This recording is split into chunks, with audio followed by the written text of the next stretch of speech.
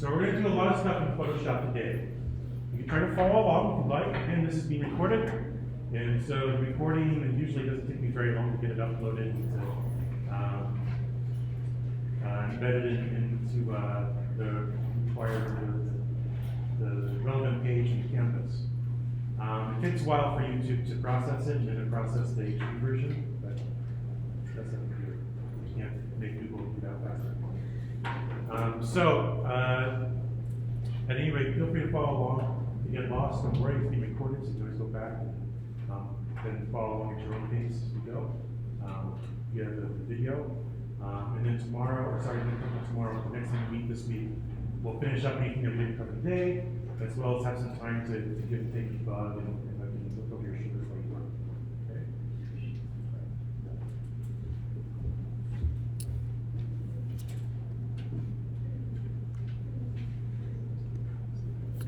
So what I have up here, first and foremost, is I've started to go through and start to clip out or find different pieces of entourage that I wanted to use in front of you today.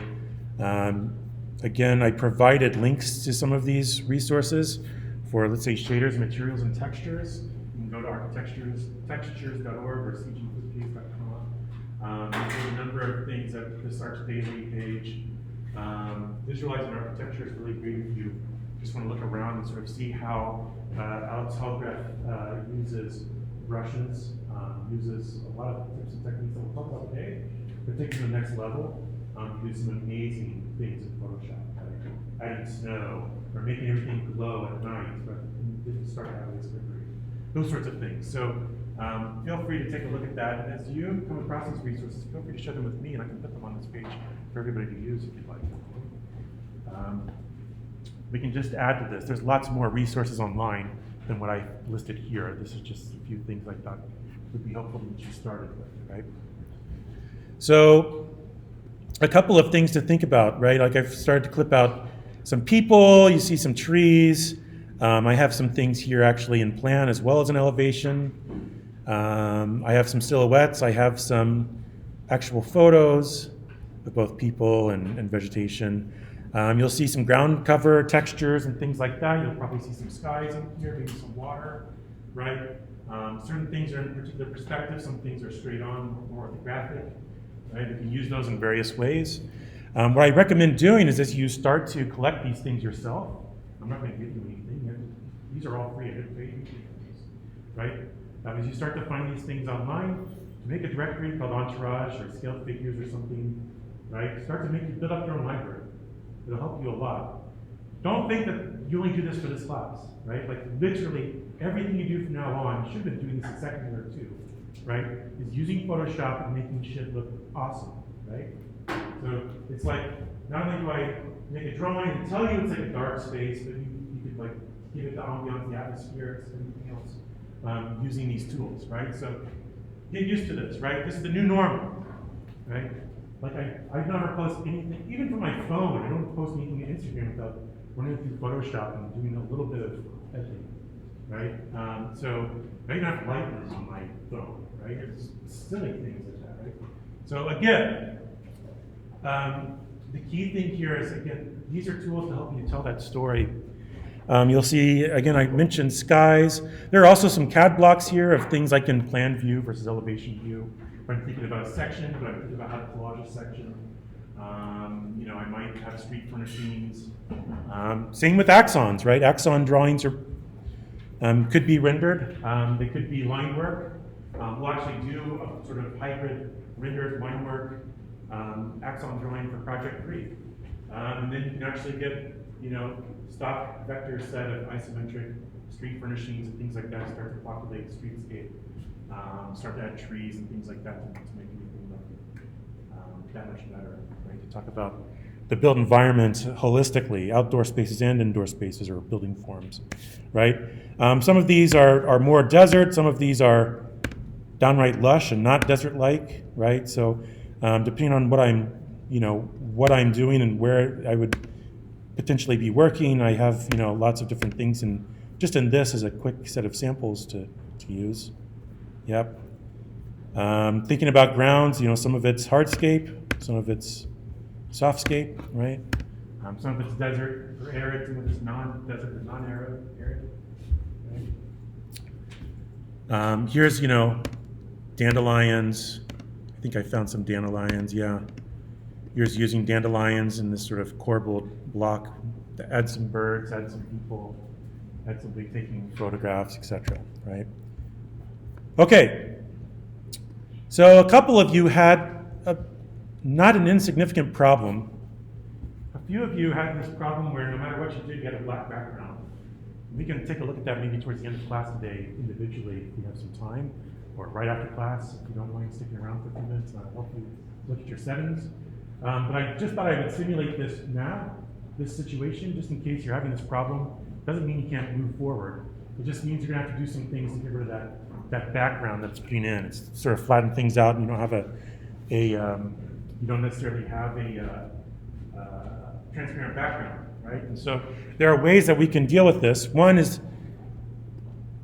let me just flatten this image, right? So when I flatten that image down here, it took this one layer that I had and created a background that's locked. Okay. So if you have that situation, you want to make this a layer that I can edit and start selecting things and deleting parts of it away. Right, I'm just going to go to the layers box. My cursor's down here in the bottom right. I'm just going to double click. It's going to say, oh, you want to make this a new layer called layer 0? And I'm going to say yes. All right.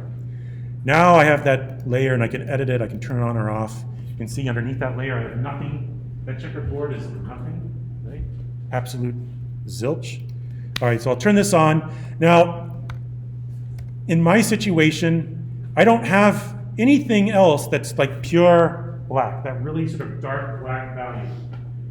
The shadows are darker, and this is kind of darker, particularly if it's grayscale, but it's not perfectly black, right? And so one of the first things I'm going to do, if I have a perfectly black background and I have this situation, and I want to get rid of all these black triangles behind my space frame where my sky would be, right?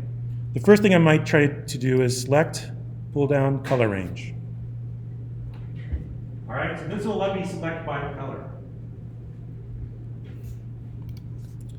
And so I can select everything that's this color, and I can tell it, well, do I want everything that's close to that color, or do I want everything that's exactly that color, right? And you can see there's a sort of fuzziness factor here. Same thing for over here. I can click over here and just try to get everything that's part of that sky, that black sky behind my space frame.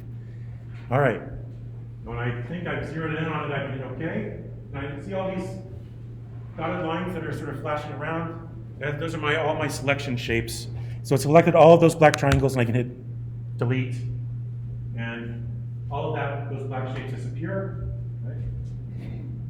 If I have something selected, I want to deselect something, I can just go to my selection tool, and I can click somewhere else on the screen, and it deselects everything that was there.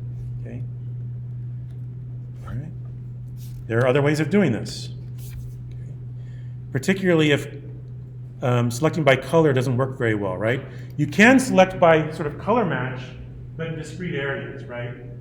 So only in contiguous areas. So what I've done is I've gone to the Magic Wand tool up here, right? You can see I have my selection tools, then I have my brush tools, right? Down here I have my layers. All right, so I go to my Magic Wand tool. Again, there's a tolerance here. It's not a slider, but it's actually a number I can set somewhere between, I think, 0 and 55. Or I can't even remember the values. I don't know.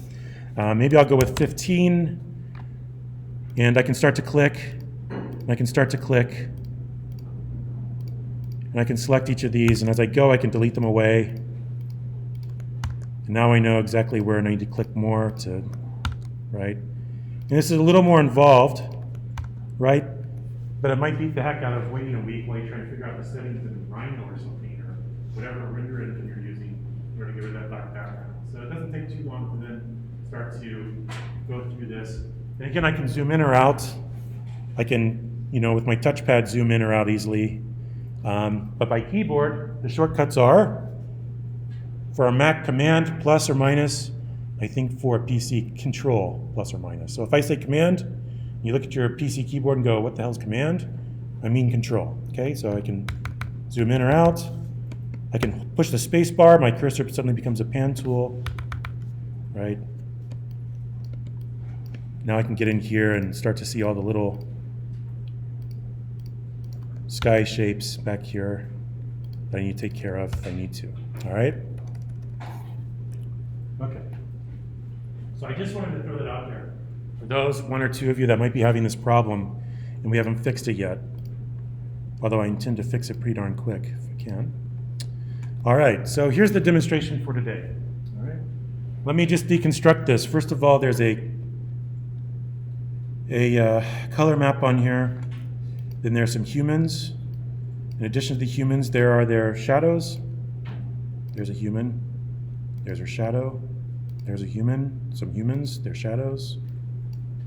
Human, shadow, human. Shadow, human, right? Okay. Let's get rid of the folks. Now we have what looks like some trees, some foliage. Oh, my bad. There we go. There's a tree. There's a tree. Right, I just put these in there. There's a tree shadow. Yeah, okay. Great. So I'll get rid of those. What else? What's this? In this case, I added that material. Do you see guys up above the soffit or the ceiling? Right, so that's a texture I added as an overlay map. So we'll do that today. Show you how to do that. In this case, I have two renderings, right? I have this one, which is my precise rendering, ray trace rendering with sharp, crisp shadows. Over top, I have this just sort of base, the capture viewport, which is the soft shadows, just the tone, no really ray trace shadows. The reason it looks see-through like this is because I have it set as an overlay layer. So if I go back to normal, it looks just like that, and I turn up its opacity, right? But as I use it as an overlay layer on top of the other one, you can see both at the same time and sort of get the best of both, right? It's like HDMIing your renders together into the super printer, smash them together. All right, so you can pick one or the other, or you can try to mash them both up, and I'll show you how to do that. Back behind everything else, I have something like some trees, right, outside. You know, I wanted to hide that horizon, so I added some vegetation. And I think this is just, you know, some sort of concrete or pavement shader that I stretched out in perspective and threw in there. And behind all of that is a sky, all right? So that's the anatomy of the sort of typical rendering that you see printed out on a presentation board in architecture school. You have a background, you have the rendered part, then you have the entourage that you start to add in, right? Yeah, entourage starts to talk about scale, starts to talk about ambiance and atmosphere, starts to talk about spatial qualities, light qualities, begins to talk about spatial uses in the program, right? So that was elementary school, right? I'd probably have different scale figures and different sort of setup than if this was a museum line, right? Or a marketplace, or whatever it is. Right? Okay, you can see, once I turn everything off, I have nothing, zilch, that good old checkerboard pattern. All right, ready to start? How many of you guys have worked with Photoshop before? Hopefully you've done it in 267 some, right? All right, good. Oof, all right. Okay, so let's just turn this off, don't save, nope. And I'm just going to open up,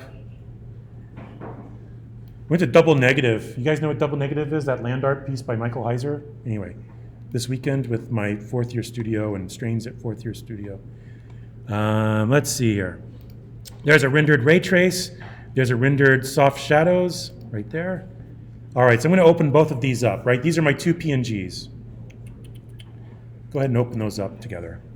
All right. You can see I have two files. I know that because there's two tabs up there and I can switch back and forth between them. Okay. In layers in Photoshop, which you can see down here, right? Those are pretty much like, you can treat those just like trace paper.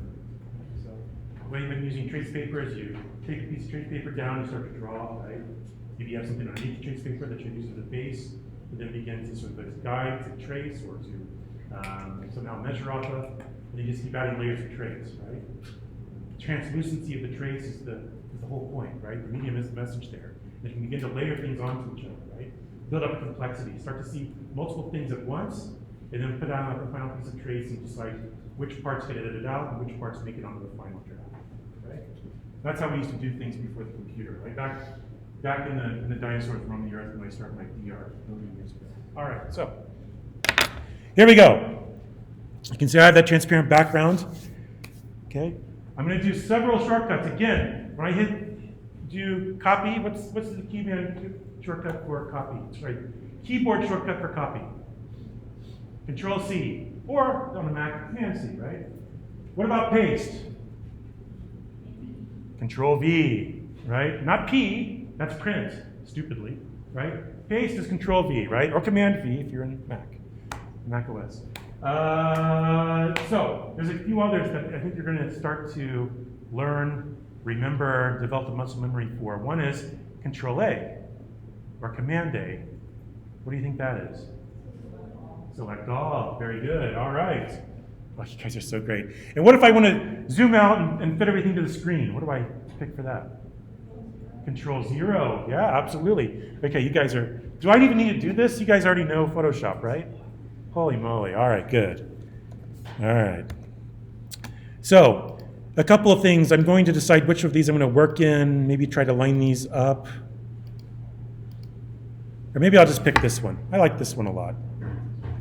But if I wanted to line these up, this is an option if you really want to.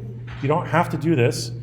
Let's say I want to get this soft shadow rendering. I'm going to hit Control A, select all, Control C, copy.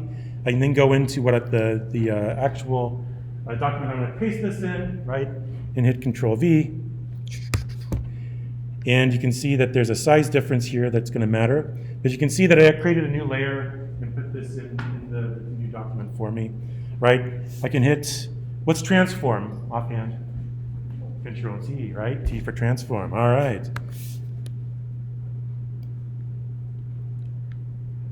Oh, and I was holding down the Shift key, which annoyingly is different here than it is. And so getting these things to line up, one of the things I can do is, for some reason, these don't line up on me, and I don't know why. I suspect it's because I took these out at different times with different settings. But if I wanted to line these up and get them resized, I'd probably do that the way you did it, right? Be very particular about the size and the size of the frame and the resolution. So that as I take the capture, it's the exact same as what I do to render and save that, right? And these things should line up pretty nicely. Okay. That's essentially what I did for the example I just showed you. Right? You can see I tried to add some shaders in here. Some of them I like, some of them I really dislike. I really don't like that wood shader that's there. So I'll probably fix that at some point, right? And in doing so, I'll show you guys how to use overlay layers. All right, here we go. I'm not suggesting that you always start with the background first. In fact, oftentimes I'll start in the foreground.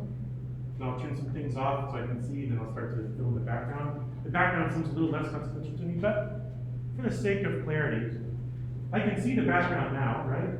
Let's take a look at that. Let's think about sky. All right. What would you Google if you wanted to find a really good sky on the interwebs? You could say sky, right? Oh yeah, sky, there we go. Images, right? Now I could go to tools and I could say, well, I don't want little images of sky, I want large images of sky, right? Okay.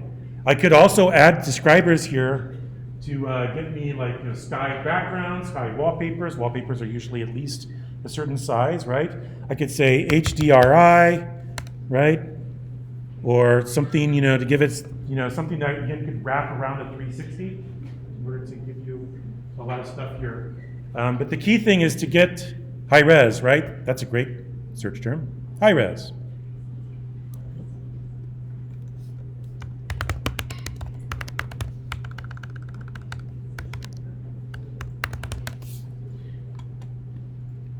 All right.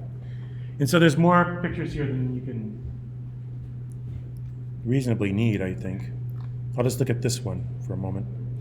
This says this is 2,000 by 1,125. I can go visit this and see if I can get the full version here. Yeah, maybe it works. Free download, sure. Right? Okay, so there's my sky. It downloaded my downloads folder. I get in the habit of, putting things in the right folders before too long, just to help you out and so you don't lose stuff, right? Okay, here's the sky. Yeah, kind of a dramatic sky for Nevada, actually. There's more clouds than I'm used to. Okay, Control A, I'll select it. Control C, I'll copy it. Then I'll go to where I want and hit Control V and paste it. Oops, maybe. All right. Now I have a big sky in my backgrounds. Again, thinking about those layers of trace, I need to rearrange them so the sky is underneath the rendering, so I can just click and drag in my layers box down here. I can always hit Control T and start to transform this, at least scale it down and get something a little closer to what might look like the right size. I'm going to have a horizon line somewhere across here, so I might even, there we go, just sort of fine tune that there. Figure out which part of the sky I actually want to see there. All right. So you still have some checkerboard down here, there's going to be ground. Also put some ground over that sky. Okay. And again, I can always remove that rendering. We can see where we're at. Okay. Should we talk about ground? Yeah, why not? Sure. All right, so, oops, my bad. I'll get so many of these tabs. I'll go ahead and close the sky. I don't think we'll need that anymore. I'll hit open. Let's go to this, let's see, documents, entourage, there we go. And there we go, all right. Pavers, look at that, permeable pavers, right? So like dirt and moss between stone or something. There are other ways we could do this. Let's see, there's other kinds of pavers. We have concrete. Let's see.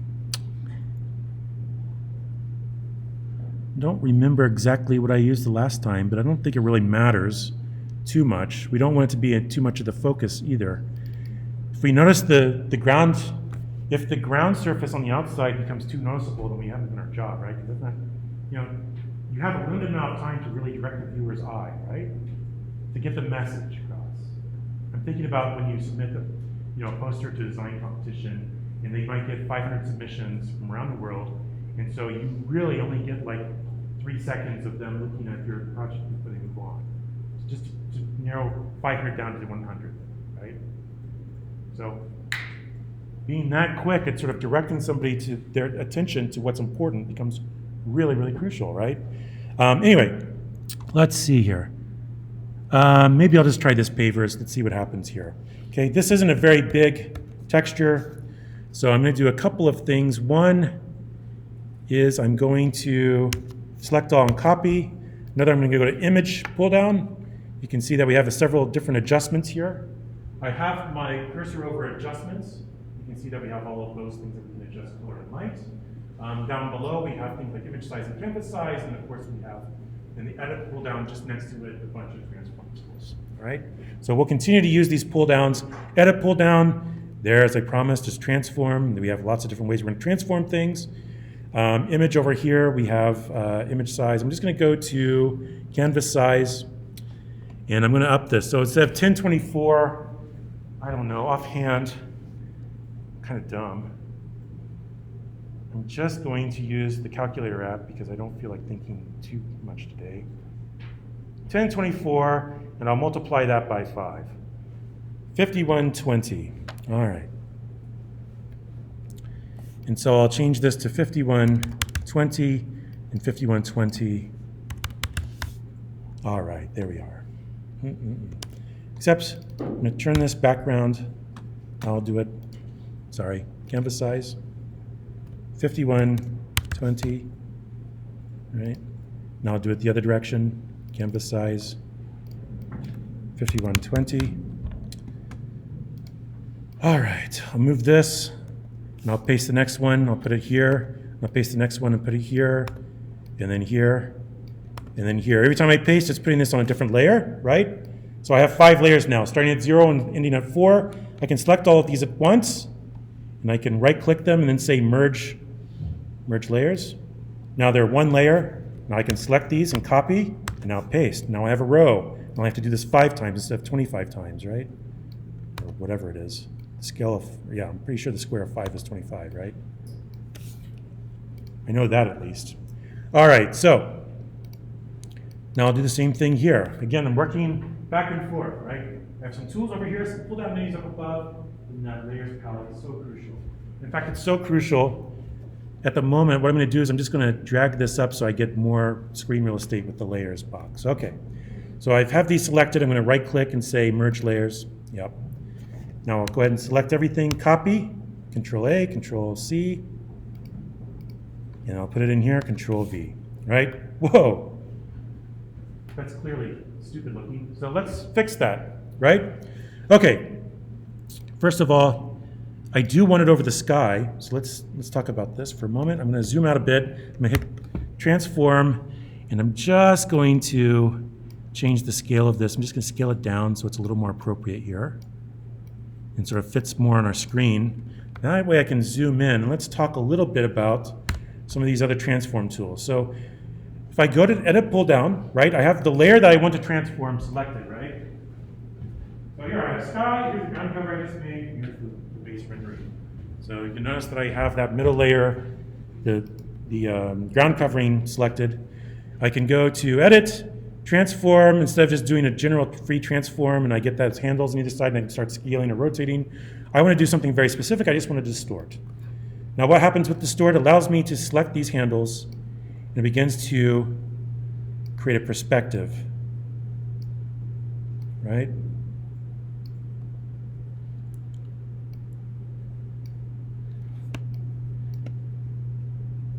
And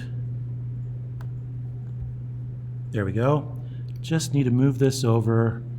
This is going to be so low key, I doubt it really makes that big of a difference anyway, right? But I just want to sort of cover these things up.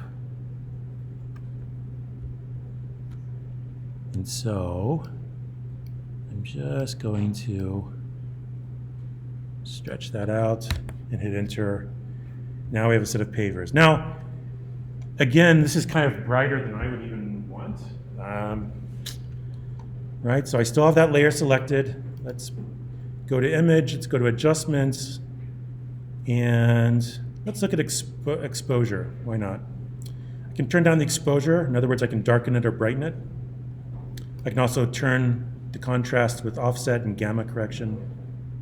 All right, so I can make this less and less contrasty so you don't see the grid so much, and hit enter, right? Now we just have the ground plane. Again, I'm making something super low key. The less I understand that ground plane, the better, because it's not the emphasis at all for this rendering. All right, you can see we have a horizon problem. It looks like we're on a mesa like I was this weekend, and like you just kept walking, you would just fall right off, and I don't know, whatever. And so we need to sort of solve that, right? We need to sort of hide that full horizon. When we look out across any landscape, we start to see the horizon hidden in various ways, right? We start to see maybe it's topographical features like those mountains. Maybe it's flora like trees and shrubs.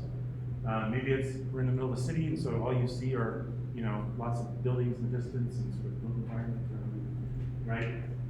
You can take any strategy you want here. Maybe this is a public plaza, and so there's lots of other buildings in the background. We find a nice streetscape that you can put in there that's low key. Again, it shouldn't stick out like a sore thumb, but it should just sort of make you feel like you're immersed in the place, right? I think what I did is I picked some sort of shrubberies. Can I export the clip? Okay, whatever. Yeah. Thanks for telling me that now, Photoshop. I think I just picked something like this. This is from Adobe stock photos. I think they gave me some free trial because we have Adobe, so you can always check there if you'd like.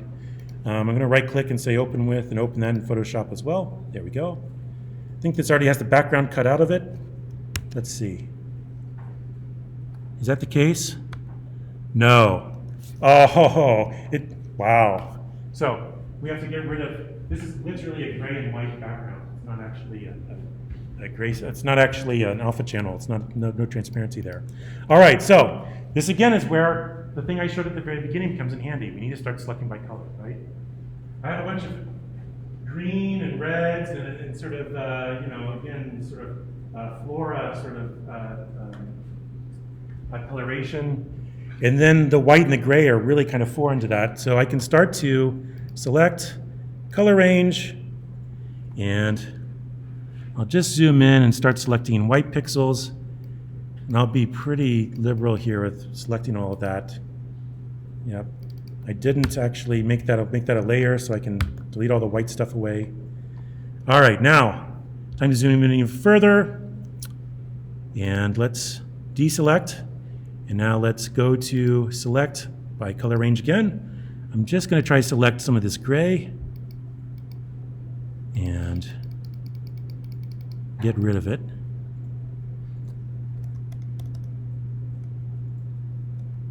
All right. And I don't know what this is, some sort of crappy label, so I'll just yoink. All right. That was crop, right? See the crop tool?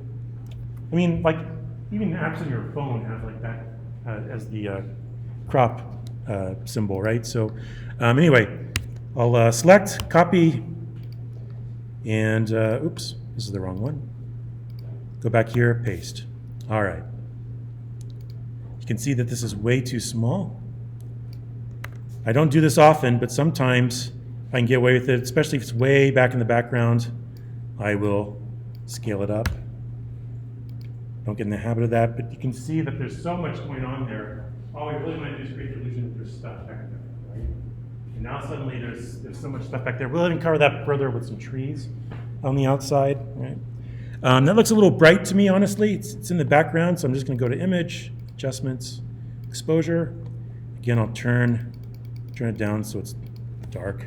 I don't need to see a bunch of details. They're pixelated anyway, probably if I zoomed way in on it, right? It's way back there. All right. So we solved a few problems. Let's work our way now into the inside, shall we? Sound good? All right. Okay, so the anatomy of a perspective, really quickly. What I'll do is I'll just add a plus layer here. So, what's great about this, I'll just try to add a little square as a dot and fill it in with some sort of, well, maybe I won't. It's goofy looking. Let's say we have what resembles a one-point perspective. So if we actually followed, we actually have a bunch of non-orthogonal geometry as well. But if we actually follow the basic perspective, we get a vanishing point right around there. Now, in theory, we actually have a 2, maybe even a slightly 3-point perspective, right? But our other vanishing point is way off the screen to the left, right? So you can see it here. This isn't a perfectly horizontal line, and neither is this one, and neither is this one, right? But there is a vanishing point. You can see this and this way out here, right? So we do have a 2-point perspective, but we're focused in on this. On the right-hand side is a 1-point perspective, which is always a fun thing to draw. The key thing is to remember what these are. So let's talk about this for just one moment, right? The anatomy perspective. What else do we need to talk about besides vanishing points when we're talking about perspective? How many of you guys have drawn perspective before? Some of you have, right? You guys have talked about this. Yeah. Well, I mean, I use computer all the time, but I freaking know how to draw, right? So, all right. Vanishing lines go off here. Eye level, right? Eye level. So let's establish eye level. If you remember way back when in drawing and modeling this stuff, I gave you this site model. I believe this was something like 12 to 12 floor to floor, so 24 inches of floor to ceiling sandwich, so 10 from floor to ceiling, 10 feet. So if I was 5 feet tall, I'm actually a little taller than that, right? I'd be halfway, right? Halfway. 6 feet is actually where I'm at, right around there. So what I'm going to do is I'm just going to click and drag down from this ruler. I'm going to drag a horizontal line to establish where I think my eye level would be. Right there, let's say. Right. Now, anybody that's at the same level, standing on the same floor I am, right, without the elevation really changing, similarly in height, that's going to be their eye level as well. Right? This is an eye level perspective. Everybody's going to have the same eye level. Now, some folks who are a little taller will have their eyes will be just a little above that. Some folks that are a little shorter, their eyes will be just a little below that. But if you think about a zone here, right? The average person is going to be, their eyes are going to be right around in that zone, right? They'll be different, of course, if they're on the second floor, third floor. Okay. And so that's how we can begin to add people, right? So if I go to these resources, Arch Daily, here we go. There's so many here, it's silly. I think I've already pulled some out. There they are. All right, ready? Yeah, I can tell you guys are ready. All right, let's pick this guy. He looks fairly nondescript. Actually, I recognize all these people now. These are very recognizable people. It's kind of funny. I'll probably start to pick out different people that you know, just keep getting used over and over again by you guys. But it's kind of funny that way. I'll open this up. All right, you can see this one's already clipped out. It's a PNG file, maybe, right? There it is. Yes. Some sort of weird number of PNG. All right. This guy's some sort of weird hipster dude. And I'll select it, Control A, copy it, Control C. Again, I have so many things open here. Let's go ahead and close that. Don't need that. It's just in the way now. Don't need this favorite pattern anymore. Believe me, don't want it. All right, here we go. Control A, Control C, Control V. First thing I'm going to do, figure out where this guy's going to go, and place his eyes. Let's say he's about as tall as I am. Place his eyes somewhere in this, around this eye level line that I drew, the guide for that, right? This guide is just here in Photoshop for me. So I save this JPEG out, you'll never see it in a photo editing software or viewing software. All right. Now, if I want him to be further back, right, I can just scale him. I can hit Command T or Control T again and transform. Again, I can line up his eyeballs. And now he's further back, right? Now he looks like he's floating. Why? He's not casting a shadow and everything else is. In fact, quite crisp shadows, honestly. All right, so let's try this before we do this over and over again, right? So we're going to start adding more and more people. I think it's helpful right now.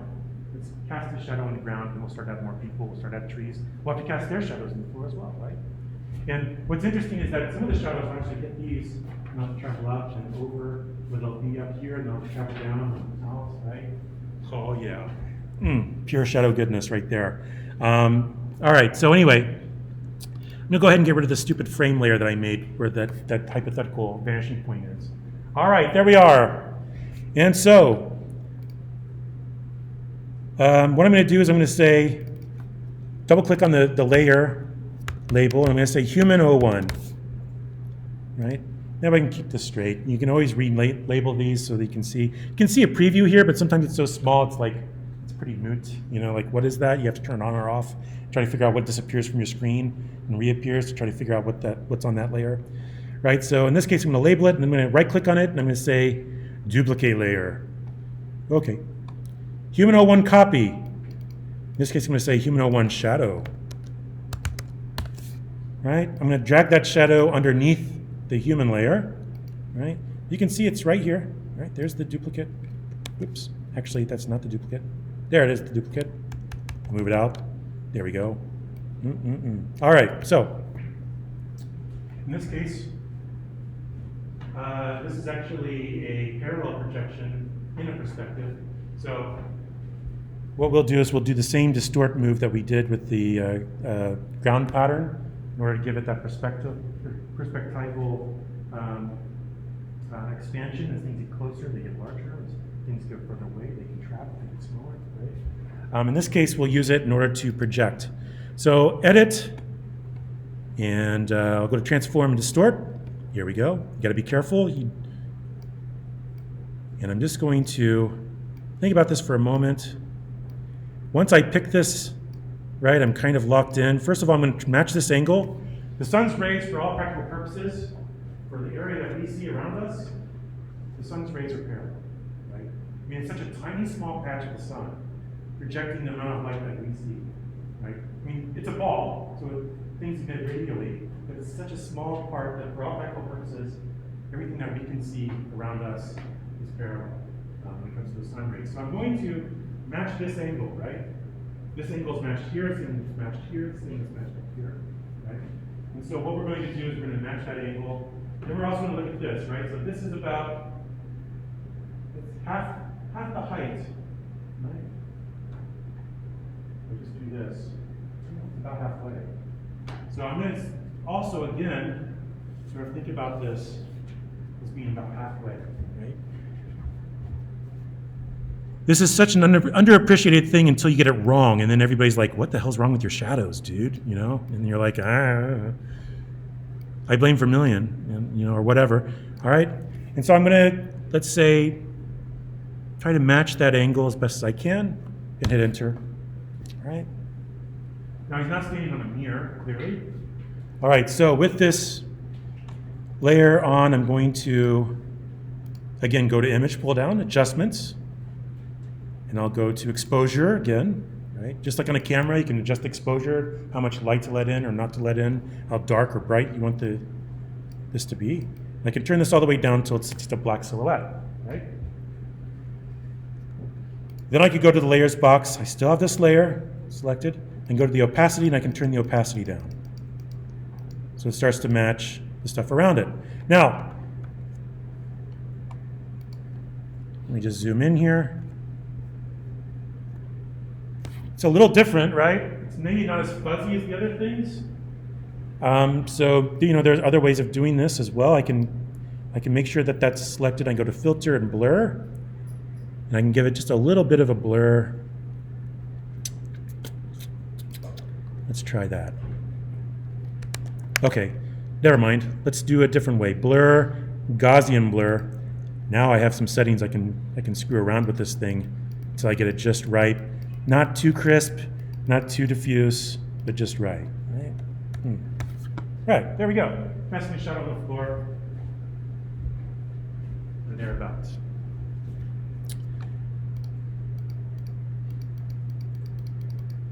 If you still think that's too crisp, you can go back and you can start to paint on the floor if you want to, right? And then adjust the, you know, you can basically paint with black and then adjust the opacity down, right? Okay. Right. What else? Shall we do a tree? Yeah, let's add a tree. Why not? All right. File, open. Covering a breadth, and then we'll go to depth later. Yeah, what's up? How do you attach a mask to a layer? That's a great question. It depends on what you're trying to do. Let's get to that towards the end. Okay. So if you, for instance, if you have something already selected, right, then I can actually make that a selection. Let's see, you have a, let me do that. You actually have a paths tab down here with the layers. You can actually make that an editable path. And you can always go back to that with a selection. In fact, we do that a lot. In fact, I'll be doing that with the ceilings here in just a bit, right? If you are just using something to mask, then what you can do is you can have that shape, I believe, then you say create clipping mask, right? And I think it masks whatever is below it, layer-wise. So it kind of depends on the situation that you're trying to do, and I'm not quite sure exactly what you're trying to do at the moment. It's a great question. These things pop up, right? You can email me at home, and I try to answer, but you know, sometimes it doesn't push the email to me like within seconds. Oftentimes it's quicker, particularly with Photoshop. There are so many ways that you can learn Photoshop. Like if if you have a question like that and you don't have me here, just Google it. Google it quickly. You'll find the answer much quicker than going back and forth with me. So I'll be like, oh, what are you trying to do? You know? I always have these questions. Like, you know, I'm kind of like one of those, like when you're talking to an AI through chat, like when you're trying to buy insurance or something, you know, and after a while you realize like it doesn't pass the Turing test, you know, like you're like talking to you know, a robot or something, right? Okay. Oh, really quickly, you know, while we have this person up, let's do some other things with him, right? He sort of stands out a bit. You know, that might be something that I want, or maybe I go back to adjustments. Let's start to adjust some things. I can go back to exposure and adjust some things. I can turn down how bright he is, right? I can go to adjustments. I can go to hue and saturation. What is hue and saturation? What does hue mean? Word hue. When I say hue, what is that? Color, yeah, color value, right? So green is a hue, red is a hue, violet's a hue, yellow is a hue, orangey bit, right? Okay. Saturation is the amount of that value, right? So if I go to hue, saturation, bring that up, right, I can begin to change the coloration, which I'm not really that interested in doing, but I can turn down the amount of color. So desaturating completely makes things grayscale, right? If I want burst of color, and you'll see some of the scale figures I use, right? Some people are wearing brighter colors. Maybe that's on purpose, but if it's not, then I might turn those down by adjusting the saturation, right? Okay. Same thing here. I can begin to make things darker or brighter, which is kind of handy. Okay. Tree. Open. Right. Same thing here. Let's see.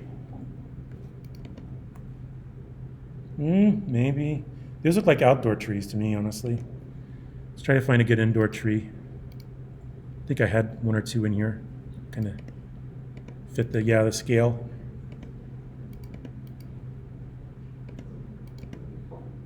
This one amuses me. Let's try this one. All right. It's a PNG file, but you notice it has a white background. Damn it, right? So I actually have to cut this thing out. One thing I'm going to do is, so I don't even have to worry about this, I'm just going to go to my tools. See, I have two color palettes here. I switch them to black and white. I can toggle back and forth between what I'm actually going to use, the white. And I'm just going to make a brush of a certain size, a certain shape, and I'm just going to color over that and get rid of it. All right, I'm going to double click this, turn it into an editable layer. Now I'm going to select by color range. I'm going to select white. And I'm going to up that to get rid of all the white. Now, if I'm not selective enough, right, then when I try to take this out, I start to get that white halo around things, which is annoying, right? So you want to make sure that you're getting rid of that white halo, of course. And I'll delete that. Right, I have everything but the tree selected, right? I just deleted. I could reselect everything, or I could just say selection, select, pull down, and just invert the selection. There we go. I can just copy that, paste it in. Oops. Make sure I'm selecting the actual tree layer. Tree 01. Maybe I wanted to sit in this box. Right. So I can zoom in here. Now I need to adjust the proper occlusion here. I have a curb, a seat that sort of would cut this off. Okay. So what I do, remember this is the toolbar. I have a bunch of selection tools at the top, then I have a bunch of brush tools down below it. We've used the magic wand tool. I can use the rectangular tool and draw a rectangle around something. If I want to draw a custom shape, I can use the polygonal lasso tool, right? And I can hold this down. There's several lasso tools. One's called a polygonal lasso tool. One is just a freeform lasso tool. You can create any sort of shape. The other one's magnetic lasso tool. You start to click, and it tries to fall around the edge and through some algorithms and maybe even a little AI these days, it might try to figure out where the edge is and sort of let you draw in freehand around it. Sometimes it works better than others. The more contrast you have between the subject and the background, the better chance it has of working. In this case, I just have a pretty quick shape, this straight line. I want to draw around, and I can get rid of that. Okay. There's a couple of other things here. You can see that there was white in that bark, so I have some issues with some transparency. This is way back in the background though.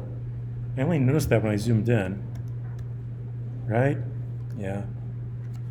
So again, fighting the battles you want to win here is important. Maybe I want to darken some things up selectively and lighten some things up selectively. We can do that. If we want to do that selectively within a certain layer, we can use our dodge and burn tools, which are brush-based tools. Okay. See this hand doing this? I don't know why it does that. That's the burn tool. If I click and hold it, you can see that there's several things here. There's dodge and there's burn. Burn will brighten things. So as soon as I go to it and click on it, you can see I have a brush here. This brush is way too large. So let me change the size down. You can also see that it has a soft edge and has a certain hardness set to it. Okay. As I begin to draw, I'm just sort of, wherever I'm drawing or painting, I'm darkening the stuff in that layer, right? So if I want to just make this a little more crisp, I think about the sun coming from this direction. Maybe I want to darken some parts up over here and underneath. I'd probably go back in and try to take care of some of those really drastic yellow goldish highlights I have through here. Maybe that's stuff that's pointing in the right direction and getting brighter. I don't know. Of course, it works reverse when you use the dodge tool, right? That's way too large again. But if I adjust it more appropriately, I can brighten some things up where I use that. Okay.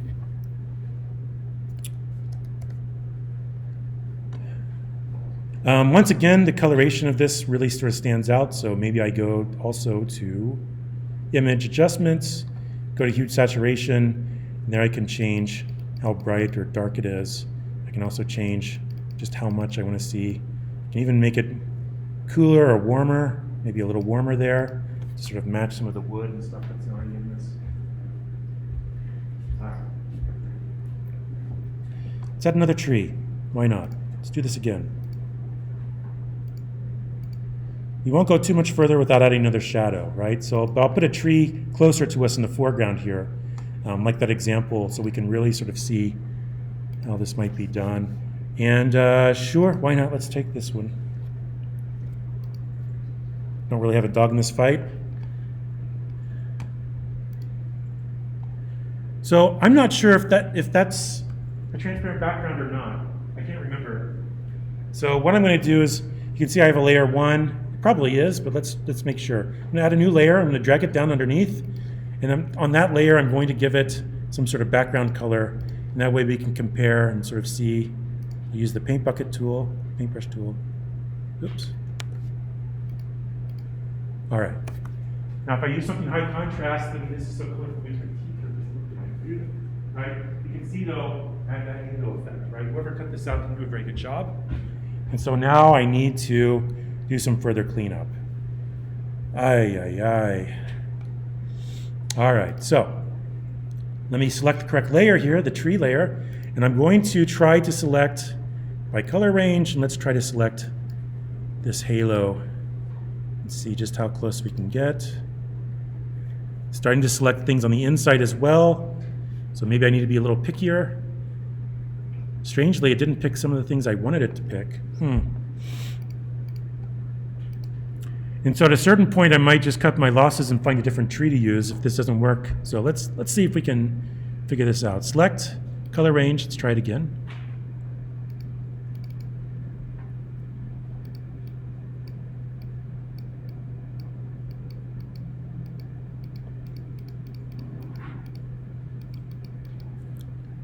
I want to see the outlines of things. I don't necessarily want to see full shapes of branches. So that's why I got to sort of be careful here. It's a little better. Still not great though. Not great at all. Yeah. So this tree is kind of junk. I don't like it. Let's try a different one.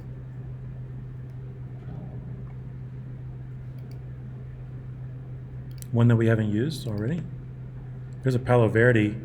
That one's kind of spread out though, so it doesn't look like it's a sort of indoor tree, unfortunately. Let's see. Let's try this one. Why not? Okay. This one, the background's locked, so I can already tell that this thing needs to be clipped, right? So again, I'm gonna go to Selection Tools, select pull down, color range, select all the white. Let's try to get rid of all the white.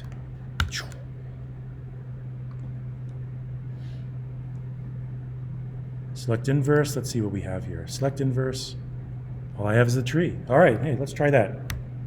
Control C to copy, Control V to paste. There we are. It's a happy little tree. Let's give this other tree that we made a friend. All right, transform, Control T, right? Now, is this the right size? We'll see. This might be a little pixelated. It is, right? No, well. So if I was going to turn this in for a grade, I'd probably find a better tree. But for the sake of this, we'll just go with it. I'm going to go ahead and occlude that base. Get rid of it really quickly.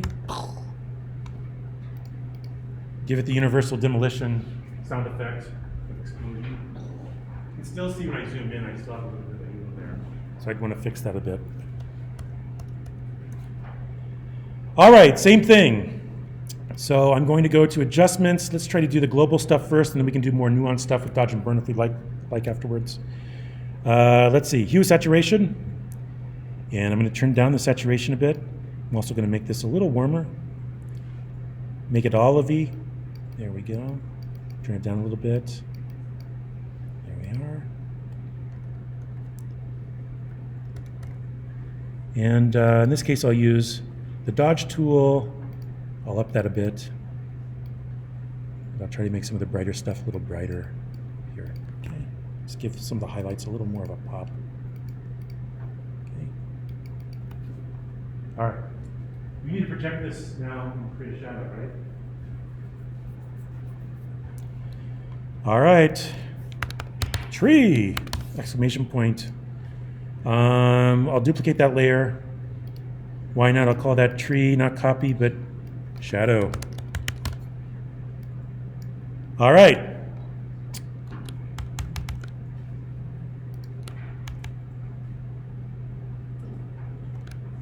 There it is. Just bumping it around, making sure I'm selecting the right one. What do we need to do? We need to transform this. What specific transform we're going to use? Distort, absolutely. All right. You guys are so good. All right, so edit, pull down, and transform, distort. There we go. Once again, I'm just going to think about this for just a moment. Let's say this trunk is actually hitting the floor. I'm going to go ahead and start to cast the shadow from there. If I can find it, which might be doubtful, let's see. And I want to match this angle. So again, I'm sort of thinking about this angle right here.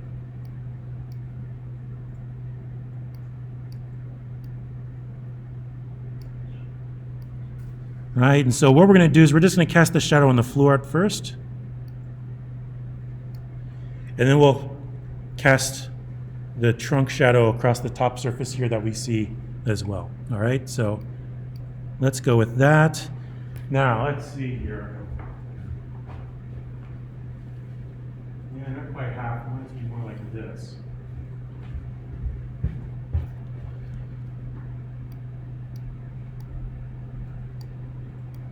Again, I can match that perspective if I want. That's a little better. All right, image, adjustments, exposure. We'll turn that down. We will turn down the opacity. And now, really quickly, let's think about the shadows how they would work in here for just a minute. All right, so we're casting a shadow unrealistically here, as if it was on the ground. So what we need to do is we need to go around, and we need to get rid of the shadow that's incorrectly being projected on to this plant box. Right? Yes, yes. And then what we can do is we can, now, while I'm here, maybe I'll just zoom in. I'll match this angle. I'll make sure that we're casting some sort of shadow here on the side. wherever that went. There we go. On the side and the front. So now I'll make, here's the tree shadow layer. Make sure I'm on that right layer. I'll go to black. I'm going to turn the tree layer opacity back up to 100. And go ahead and start drawing. Now I'll turn that opacity back down so that both have the same opacity. Yeah, look at that. Right? Then I can fuzz them up again with the blur if I want the Gaussian blur. Let's try it. Why not? Filter, blur, Gaussian blur. We can make it softer or sharper. All we want, all day long.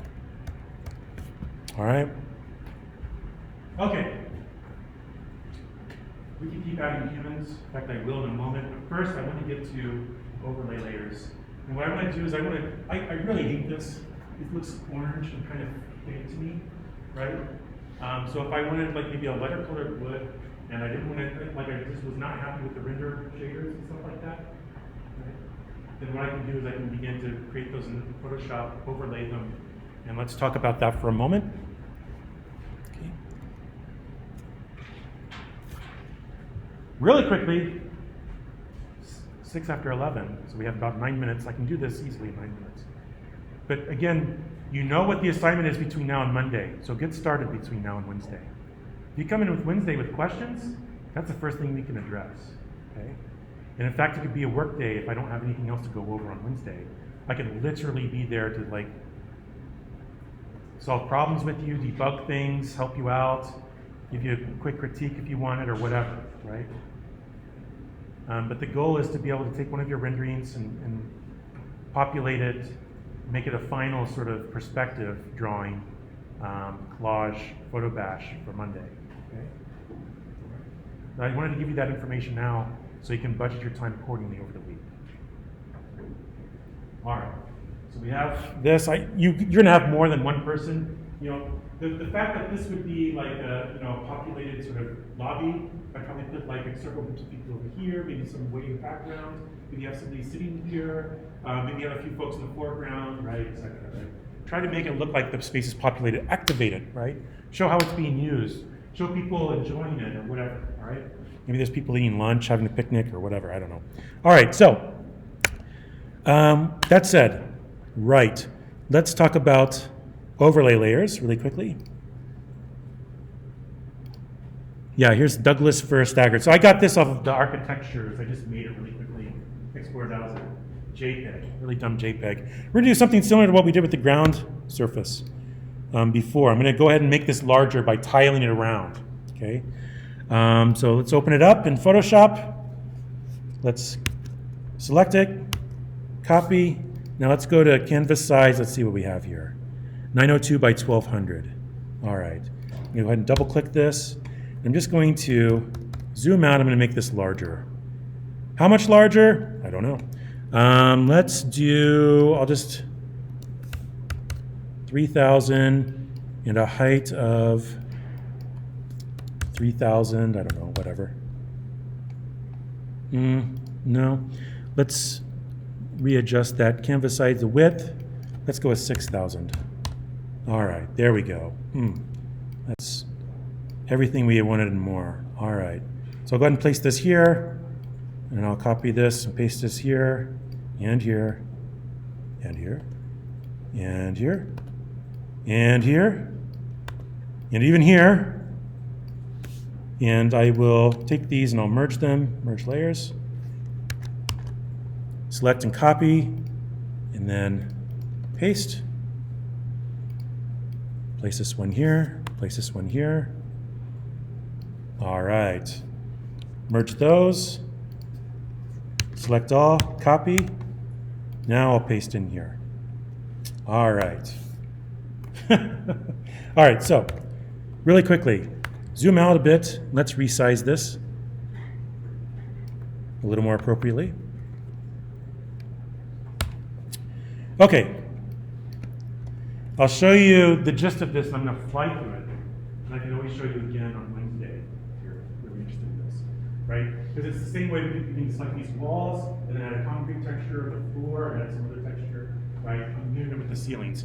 First and foremost, I'm going to turn some of this stuff off really quickly. I'm just going to look at that base rendering again. I'm going to go select by color range. I just want to select those ceilings.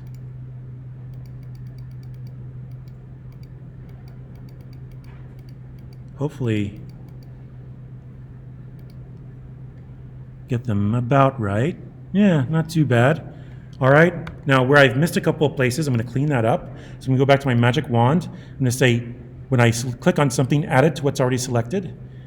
Just make sure that tolerance is set. Let's leave it at 15 for a moment. Oh, what in the world? Oh, sorry, there we go. Make sure the right layer is selected.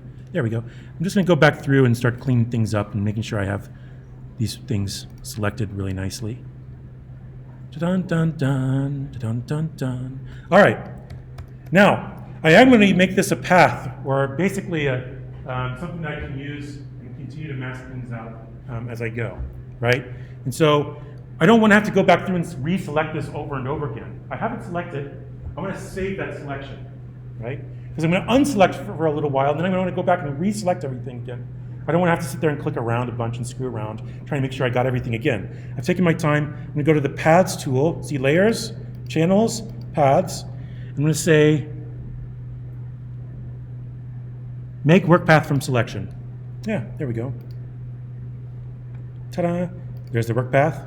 You can see it outlined in blue, right? When I click that, I can say, Load Path as a selection, and I can reselect that, right? So I can always go back there and start to select and reselect. Now, I'm going to go ahead and turn on this layer, and I'm going to go ahead and do the transform. Yay, I can tell you guys are excited. There's something. Transform, let's go, there we go, distort. All right. And what I'm going to do is I'm just going to try to match the perspective again. Let's see if I got enough texture here to do that. I'm just going to think about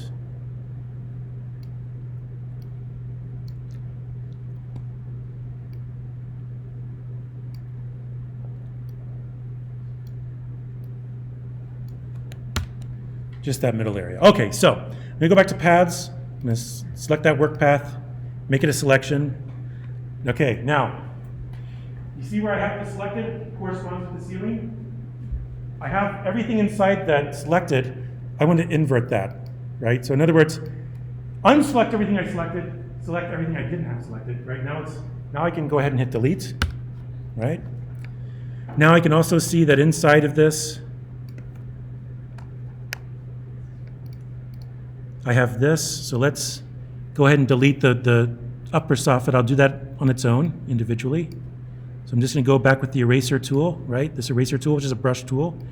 I can just ever so slightly get rid of the part that I don't want. Now, I'm not sure how well this scale matches, and I just missed. Oh, that's so close, isn't it? Damn. All right. All right, so back in the layers. Here it is, right? Now I can turn it not from a normal layer, but into an overlay layer. What that does is it'll allow you to see the texture and allow you to see the shading and stuff underneath as well, right? So here's where I can begin to select, let's see, different ways. And let me just try to find something that works here.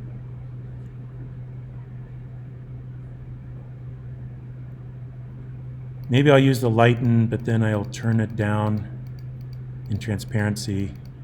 Okay. Now screen doesn't look so good. Let's see.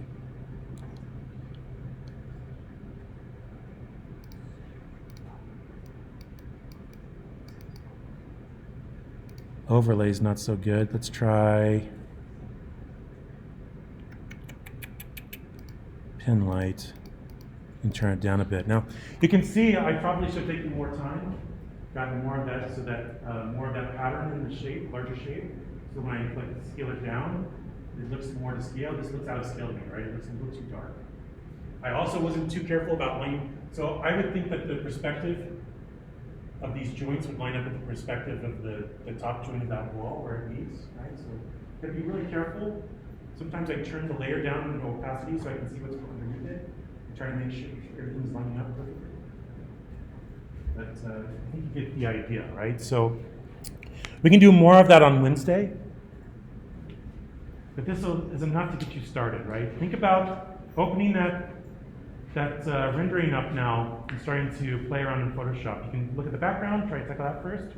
Or you can begin to add some vegetation and some humans, tackle that first, right? Try it. Fail early, fail often. That's the mantra of the course, right? You will fail at some point. You might as well do it at a certain point where you can come back to class and go, this didn't work. Why? And I'll go, I don't know, let's try it, and maybe it works for me, maybe it doesn't, we'll figure it out. Right? So make Wednesday count.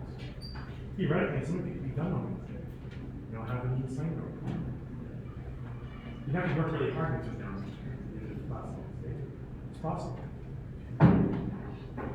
Some of you, this is new. Some of you, this is a rehash. Some of it's new, and some of it's rehashed, I suspect.